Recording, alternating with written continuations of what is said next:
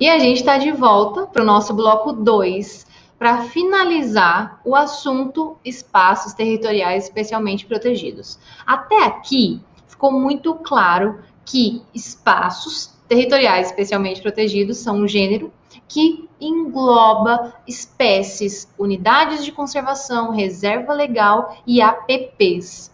Ótimo! As principais diferenças entre uma APP e uma reserva legal a gente já viu também. Por exemplo, que a APP é com vegetação nativa ou não e que a reserva legal é só vegetação nativa. Ou ainda que a reserva legal é em zona rural e a APP pode ser rural ou urbana. Mas dentro de tudo isso que a gente está conversando, é evidente que o objetivo dos espaços territoriais especialmente protegidos, ou seja, englobando todas essas classificações que a gente está trabalhando aqui, é proteger o meio ambiente, tornar viável o equilíbrio entre desenvolvimento e sustentabilidade, é viabilizar, operacionalizar o direito fundamental ao meio ambiente ecologicamente equilibrado. Ótimo, isso é um comando constitucional. Mas, dentro de uma APP ou de uma reserva legal, por exemplo, é possível que a gente fale em intervenção humana? É possível utilizar esse espaço ou ele é intocável? Como que isso funciona? Ótimo. Nesse aspecto, eu quero tocar num assunto com vocês que é o seguinte: toda a regulamentação do direito ambiental, ela dificilmente apresenta pontos intocáveis, que ninguém pode colocar a mão, que ninguém pode utilizar aquilo, justamente porque a proteção do meio ambiente ela vai conviver sempre com o desenvolvimento, com a utilização do meio ambiente para o crescimento da sociedade e assim por diante. E por isso, mesmo levando em consideração a reserva legal como um lugar de vegetação nativa, que você tem que manter uma porcentagem do território para conseguir cumprir a lei, ou então a APP, que seja aquela mata ciliar que vai estar protegida com vegetação nativa ou não, é possível utilizar esse local? É possível que você extraia algo desse local? E aí a gente entra no aspecto da intervenção humana nesses dois locais. Eu vou mostrar para vocês que sim, é possível a intervenção humana, mas ela tem um regime específico, justamente para que a gente consiga manter a proteção dessas áreas, para que não seja algo meramente nominal. Ah, nominalmente essa é a minha reserva legal, mas na verdade eu uso como se fosse um espaço comum da minha área rural. Certo? A gente evita isso por meio de um regime específico e é isso que torna o espaço protegido, porque você não vai poder usar como quiser, você vai ter que seguir a regulamentação. Dentro da APP, vejam aqui na tela comigo, você pode obter água. Então, APP tem relação com água, tanto para pessoas como para animais. Isso é muito importante, porque cai em prova. Tudo que eu falo que é muito importante não é porque é lindo ou porque faz sentido, não, é porque cai em prova. E se cai em prova é importante para a sua preparação, combinado? Então a gente vai pensar em APP relacionada à obtenção de água para pessoas e animais. Então pode acessar esse local. Então essa mata ciliar, por exemplo, eu posso acessar ela para obter água? Posso. Tanto para mim, para minha família, moradores dessa região, quanto para os animais. Então, eu posso remover uma parte da água, colocar ali um bebedouro para as vacas, para o gado? Posso sim, certo? E também é possível suprimir essa vegetação. Mas, Isadora, qual é o sentido de ter uma APP, obrigar que seja mantida uma vegetação naquele local, mas poder suprimir? O único sentido é justamente buscar o equilíbrio do poder e do dever, do desenvolvimento, mas um desenvolvimento sustentável. E aí a gente entra com os requisitos. Olha aqui comigo. É possível desde que haja uma dessas três hipóteses: utilidade pública, interesse social ou baixo impacto ambiental. Todos os conceitos de utilidade pública, interesse social e baixo impacto ambiental, eles estão na lei. O Código Florestal fala sobre cada um deles e são várias hipóteses. É exaustiva a leitura, mas é importantíssimo que vocês façam a leitura. Dentre todos esses, eu quero ressaltar que é comum que determinadas espécies de APP só possam ter a intervenção humana de supressão da vegetação quando for o caso de utilidade pública. Tá na tela aqui, ó, apenas up. Utilidade pública. É o que acontece, por exemplo, na vegetação que protege as nascentes e restingas. Vocês vão ver, tá vendo o nome restinga? Dunas. Isso é muito comum na legislação ambiental, nomes estranhos. E você tem que memorizar, e por isso eu te digo, use mnemônicos, use uma forma criativa de memorização, porque é muito difícil memorizar palavras que a gente desconhece. Seria como se você tentasse memorizar uma música em uma língua que você não conhece. Então você vai memorizar uma música em russo. Você repete, mas não entende muito bem o que aquilo significa. Por isso, é interessante que vocês façam analogias. Se precisar, joga no Google, restinga, veja uma foto e isso talvez te ajude a entender por que naquele caso é necessário proteger aquela vegetação, certo? Mas entendam, nesse caso de vegetação protetora de nascentes, por exemplo, você só vai conseguir suprimir a vegetação se for utilidade pública, UP, certo? Utilidade pública. Use a sigla lá na sua legislação para fazer as marcações, isso vai facilitar muito o seu aprendizado.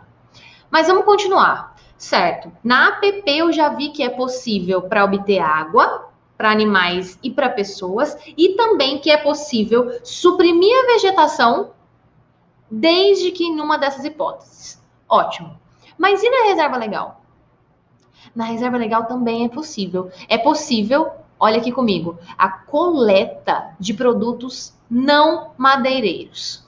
Não madeireiros. É possível a coleta. E aí a gente vai ter uns requisitos legais que eu quero que vocês olhem no Código Florestal, porque são requisitos minuciosos, vale a pena grifar e tentar memorizar esse artigo no decorrer do tempo, com repetição. Não tenta fazer tudo isso de uma vez, porque a memorização exige repetição, exige tempo. Não adianta você falar assim, eu só passo para a próxima aula se eu decorar tudo da aula de hoje. Você não vai sair do lugar nunca, porque não tem como decorar tudo da aula de hoje. Hoje eu quero que vocês entendam. Eu quero que faça sentido tudo que eu estou dizendo. Tá fazendo sentido que é possível, numa APP e numa reserva legal, haver intervenção humana? Tá fazendo sentido. Ótimo. Dentro da APP, para utilizar a água e também em casos específicos que estão lá previstos, como está aqui a utilidade pública, interesse social, baixo impacto ambiental, para suprimir a vegetação? Tá fazendo sentido. Ótimo. Num segundo momento é que você vai lá na lei decorar essas hipóteses. Não adianta querer decorar tudo agora, mas é momento de abrir o vade-mecum e grifar essas hipóteses com certeza, certo? Prosseguindo na reserva legal. Além dessa hipótese aqui de coleta, é possível a exploração econômica. Lembra que eu falei para vocês, eu quero que vocês grifem esse conceito de reserva legal aqui, porque está ligado à exploração econômica? Ótimo. É possível exploração econômica. Então, o cara tem lá na Amazônia Legal, por exemplo, área de floresta, 80% da área que tem que ser de reserva legal. E ele fica puto da vida. Onde já se viu? Mas ele pode ainda assim explorar economicamente, desde que isso se faça por, olha aqui na tela, manejo sustentável. E esse manejo ele pode ser com propósito comercial ou sem propósito comercial. Qual é a grande diferença? Se for com propósito comercial, ele tem que ter uma autorização do órgão competente. Vamos recapitular? É possível a intervenção humana nos dois. APP, reserva legal. Sim. Na APP é possível para buscar água e também para as hipóteses previstas no Código Florestal que envolvem supressão de vegetação. Ótimo. Até aqui, compreendido. Na reserva legal é possível para coleta de produtos não madeireiros e também manejo sustentável com ou sem propósito comercial. Se houver propósito comercial, autorização do órgão competente. Isso cai muito em prova. Muito, muito despenca, então você tem que memorizar. Vamos dar continuidade aqui? E eu quero retomar as diferenças principais entre APP e reserva legal para depois a gente continuar com o próximo assunto. Primeiro, APP vão ter lá as hipóteses previstas na lei. Se o imóvel rural ou urbano se enquadrar nessa hipótese, ele tem que cumprir a APP. Diferente da reserva legal, que é só para imóvel rural e é uma porcentagem daquelas que a gente já conversou, diferenciando a regra geral das regras da Amazônia Legal. E a vegetação na reserva legal é só nativa, na APP é uma vegetação nativa ou não. A exploração, o uso, a supressão de vegetação, plano de manejo, tudo isso está relacionado à intervenção humana que a gente acabou de ver. Mas, gente, vocês concordam comigo que é possível haver no mesmo imóvel a existência de reserva legal e APP? É, Isadora? É. Imagine comigo um imóvel rural que tem reserva legal, como todos eles dentro da nossa regra. Ótimo. Mas esse imóvel rural também tem um manguezal. E manguezal é APP. Então, você está me dizendo que o proprietário desse imóvel, além de ter que cumprir a porcentagem da reserva legal, ainda vai ter, em paralelo, uma APP? Sim. Sim. Mas, Isadora, ele pode pegar essa área do manguezal, que é uma APP, que vai ficar preservada, e utilizar, aproveitar ela na porcentagem da reserva legal? Não. Mas é muita sacanagem. Calma. A gente não está aqui para discutir se é sacanagem ou não. A gente está aqui para discutir direito ambiental que cai em prova de concurso. O que cai em prova de concurso? A regra é a APP não pode ser computada na reserva legal. E eu vou colocar isso na tela para vocês agora. Todo imóvel rural deve apresentar porcentagem de reserva legal. Ótimo, deve, é um dever, salvo aquelas exceções que a gente já conversou. Ele pode ou não apresentar área de preservação permanente, APP, certo? Certo. Se houver os dois, eu posso computar a APP na minha reserva legal? Como regra, não. Mas tem exceção? Claro que tem, né, gente? Como tudo, porque senão não cai em prova. A exceção, ela se verifica desde que cumpridos os seguintes requisitos. Eu quero que vocês grifem. Não implicar na conversão de novas áreas. O segundo, conservada essa área ou em processo de recuperação. E o terceiro, e é muito importante, inclusão no CAR. CAR é o cadastro. É um cadastro específico de imóveis rurais. Então, se cumprirmos esses três requisitos, que estão lá no Código Florestal, e por isso eu quero que vocês grifem, é possível que essa área de APP seja aproveitada para valer dentro do percentual de reserva legal. E isso é ótimo para o proprietário, justamente porque ele vai ter uma área menor que tem que ficar mais intocável, que ele não pode utilizar como ele quiser. Uma área menor que vai estar dentro daquele regime restritivo de espaço territorial especialmente protegido. Fez sentido até aqui? Ótimo. Então, agora sim, a gente está preparado para o próximo assunto, que não tem nada a ver, mas ao mesmo tempo tem tudo a ver com esse que a gente está falando aqui agora, que são as unidades de conservação. Unidades de conservação. Primeiro eu vou fazer para vocês uma pergunta que vocês já devem poder conseguir me responder.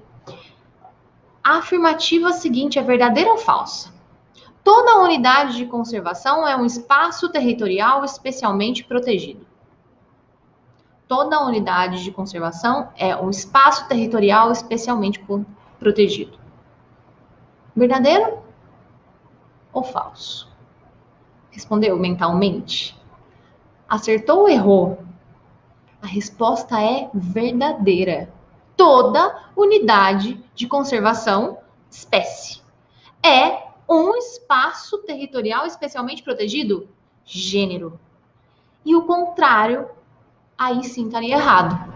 Nem todo espaço territorial especialmente protegido é uma unidade de conservação, porque ele pode ser uma reserva legal, porque ele pode ser uma APP. Ótimo. Até aqui está bem compreensível. Agora, dentro da espécie unidades de conservação, a gente tem uma nova subdivisão em grupos e em subespécies. E por isso eu quero muita atenção de vocês, porque a gente está falando de um assunto decoreba, um assunto que despenca em prova e o que cai não exige a sua compreensão, o seu entendimento, a sua inteligência, exige que você decore espécies, grupos de unidade de conservação. Então vamos começar pelo básico. Uma unidade de conservação é um espaço territorial especialmente protegido e ela permite o uso, o uso pode ser direto ou indireto desse espaço. O uso indireto é o que não envolve coleta, retirada de material ambiental. O uso direto envolve essa coleta, essa retirada de material ambiental. E desse contexto, a gente tem dois grupos de unidades de conservação. O grupo de proteção integral e o grupo de uso sustentável. Proteção integral e uso sustentável. Então, eu posso afirmar que o grupo de proteção integral é um grupo de unidade de conservação que, por si, é uma espécie de espaços territoriais especialmente protegidos. Ótimo. E quando eu digo proteção integral, eu posso usar esse território? Eu posso fazer uso dos bens ambientais que estão nessa área? Sim, desde que seja um uso indireto, ou seja, um uso sem coleta, sem remover os bens ambientais. Isso é muito importante, porque cai em prova. Porque a sua banca vai tentar te confundir e vai falar: como é uma proteção integral, é vedado o uso. Não, não é vedado o uso. É permitido o uso desde que indireto. E aí, no caso da de uso sustentável, que é o outro grupo, é permitido o uso direto, certo? Então, proteção integral permite uso indireto. Integral, indireto. Ficou claro? Ficou fácil de memorizar. Eu vou colocar agora para vocês na tela as espécies que estão dentro desses grupos e não se assustem, porque eu vou fazer ficar fácil. Vamos lá. Dentro de unidades de conservação, então, a gente tem os grupos de proteção integral e de uso sustentável. O de proteção integral está na tela. Ele permite o uso indireto, que não envolve coleta. O de uso sustentável permite o uso direto, que envolve coleta. Tá, até aí tá fácil. Indireto, integral. Ótimo. Além disso, você vai ter que memorizar as espécies dentro de cada um desses grupos, que são todas essas que estão na sua tela. São 5 espécies de proteção integral, mais 7 de uso sustentável. Mas, Isadora, como que eu vou decorar tudo isso? É difícil. Primeiro, porque os nomes, eles são um pouco bizarros. Eu vou ler um para vocês aqui, ó. Reserva particular do patrimônio natural. Como que você vai decorar isso? Reserva da biosfera. Estação ecológica. Tudo isso é distante da nossa realidade. Então, eu quero que você saiba que mesmo sendo distante da realidade, cai em prova. Cai em prova diretamente, assim, principalmente procuradorias municipais, bancas que gostam de letra da lei, uma VUNESP da vida, ela vai te perguntar assim: a estação ecológica é uma unidade de conservação de uso sustentável ou de proteção integral? E você, na hora da prova, como que vai fazer para lembrar? E aí, você não vai ficar muito feliz com essa informação de que você tem que decorar. Tem que decorar. E aí você vai ficar puto da vida. E eu vou dizer, e pena da minha raiva rebelde. O que tem a ver isso, Isadora? E pena da minha raiva rebelde. É um mnemônico, gente. É um mnemônico. Eu sempre amei mnemônicos. É a forma, para mim, mais fácil de decorar assuntos bizarros como esse. Assuntos que você tem que decorar por decorar, que não tem como saber, entender, porque não tem como você entender por que o nome é estação ecológica. Não tem como você entender por que o nome é reserva.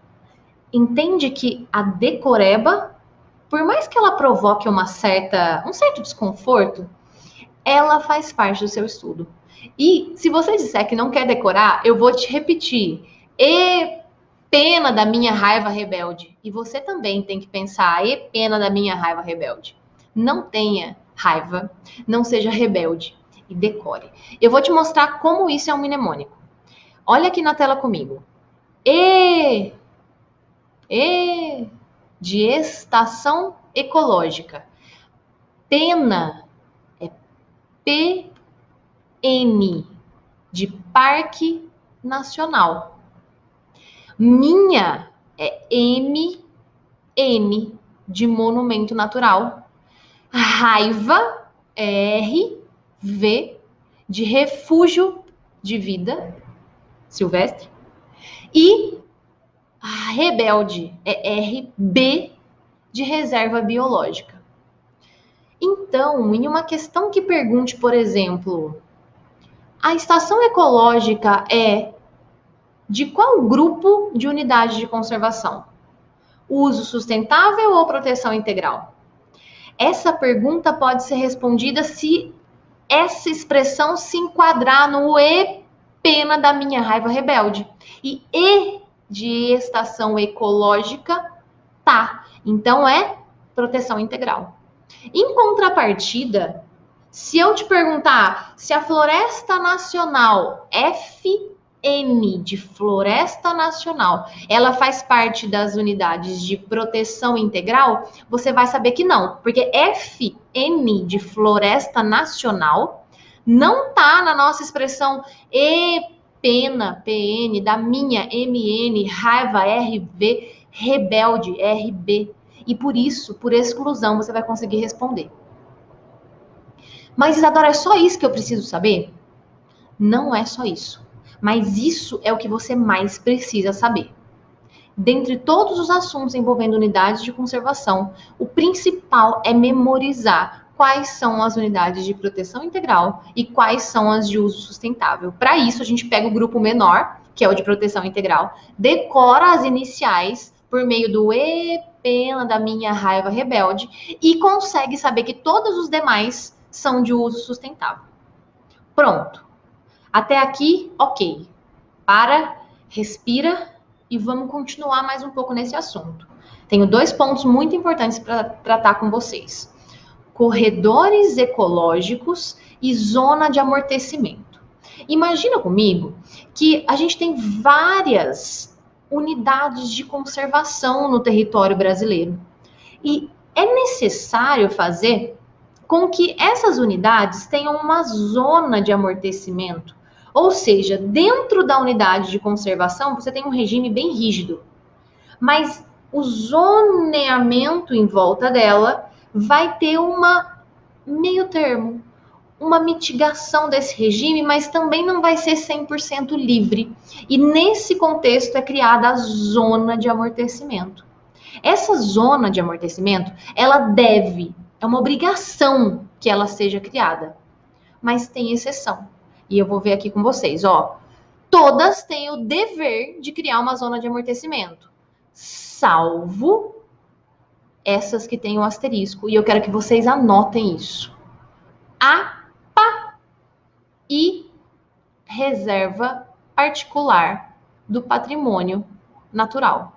RP. IRPPN. APA e IRPPN não tem zona de amortecimento. Ótimo, ótimo.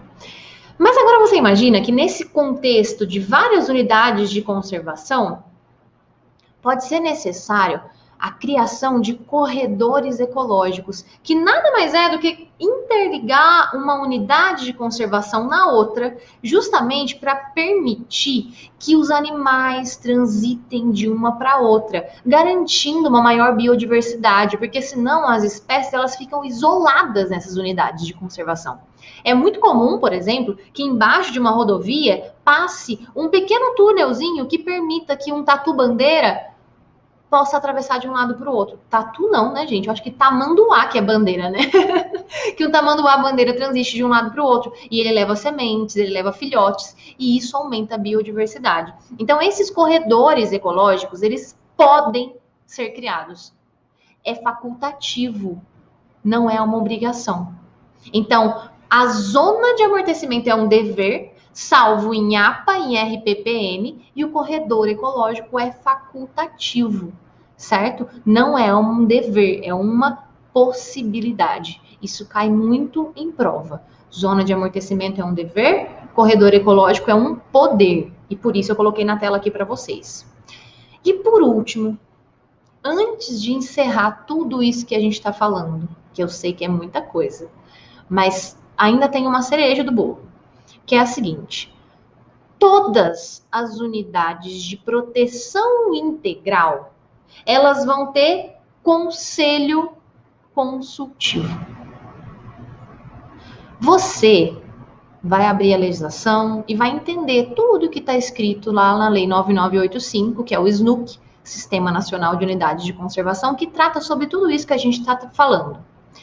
Mas mesmo sem entender 100% sobre o assunto, eu quero que vocês decorem que as unidades de proteção integral, elas vão ter conselho consultivo, certo? A lei prevê isso. Ótimo. Mas ainda tem um detalhe. Lembra que eu falei que todo o território nacional tem unidades de conservação? Muitas delas envolvem as populações tradicionais. Então, a gente pode estar falando de qualquer espécie de população tradicional. Naturalmente, você vai pensar em indígenas, né? Mas existem outras populações tradicionais, as ribeirinhas, existem diversos conjuntos de pessoas que moram e se distinguem dos demais habitantes, porque tem uma tradição e por isso são chamados de população tradicional. E existem unidades de conservação que abrigam essa população tradicional. E são 3. E eu quero que vocês memorizem, tá aqui na tela. Em laranja, Floresta Nacional, Reserva Extrativista e Reserva de Desenvolvimento Sustentável. Por que essa matéria é difícil? Porque você vai ter uma tendência a querer generalizar as coisas. A Isadora falou que Floresta Nacional, Reserva Extrativista e Reserva de Desenvolvimento Sustentável abrigam população tradicional. Então, reserva é a palavra que eu vou decorar. Não pode ser essa palavra. Por quê? Porque a gente tem reserva de fauna, por exemplo, que não tem nada a ver, que não está dentro dessa hipótese de população tradicional. Entende como é delicado? Então, vocês precisam memorizar uma coisa separada da outra. Os grupos não se misturam. Dentro do grupo de proteção integral, eu tenho 2 premissas gerais. Primeiro, pode o uso indireto e vai ter conselho consultivo. Ótimo.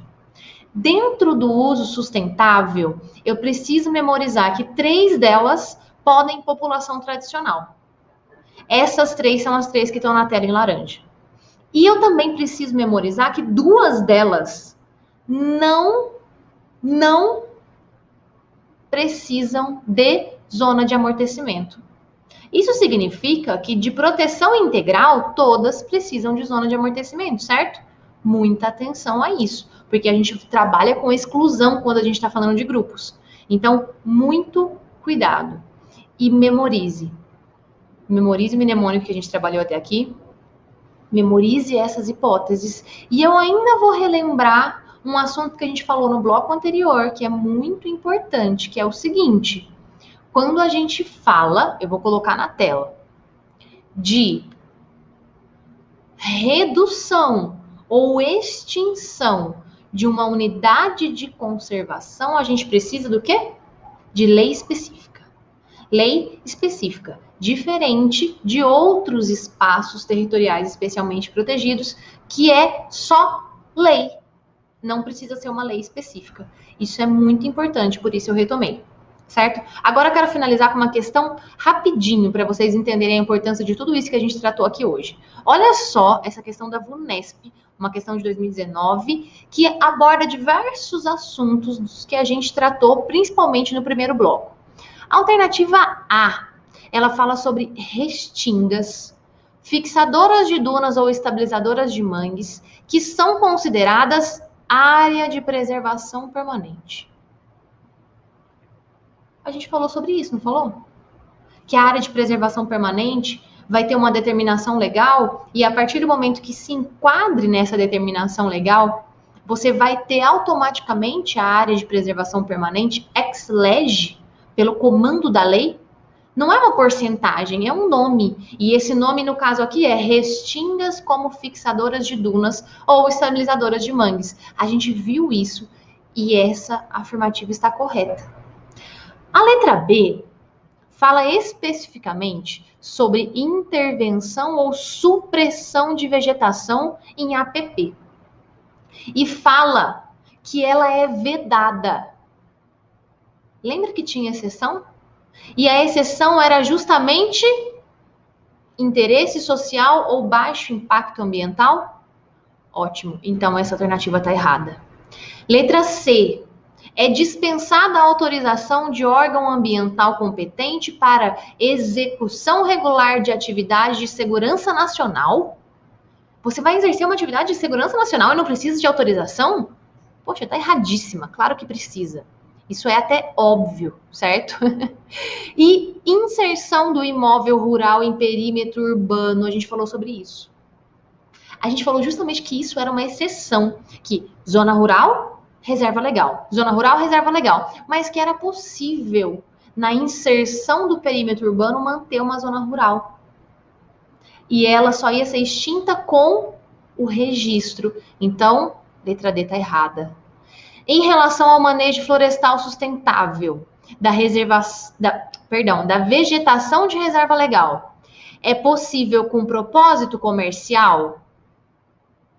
Sim, a gente viu que é possível, mas tem que ter autorização do órgão competente. E olha só aqui, independente de autorização? Não, não é independente de autorização. Então, a letra A, de fato, é a alternativa correta. Vejam, pessoal, como é importante entender o assunto, o que é manejo sustentável, como que ele vai acontecer, tem autorização, não tem autorização, mas mais do que isso, é importante memorizar as hipóteses. Se o manejo sustentável, por exemplo, ele está relacionado com reserva legal e não com APP, para que você não confunda os assuntos. Por isso eu recomendo que você faça um esqueminha bem curto. Eu sei que no PDF está tudo destrinchado. Eu coloquei para vocês o resumo do dia no final. Mas ainda assim, eu quero que vocês façam algo bem curtinho com as principais características, vegetação nativa ou não, a forma de intervenção naquela região, se vai ser manejo sustentável, com ou sem fim comercial, quando é com fim comercial, se vai ou não precisar de autorização do órgão responsável, tudo isso para que vocês visualizem num espaço bem curto e consigam repetir, para conseguir memorizar todo esse conteúdo. Combinado? Por hoje é isso. Eu agradeço demais a atenção de vocês e eu fico à disposição para dúvidas, para tudo que vocês precisarem, certo? Contem comigo, porque eu tô com vocês nessa. Estuda, gente, estuda, que a vida muda mesmo. Um beijo enorme.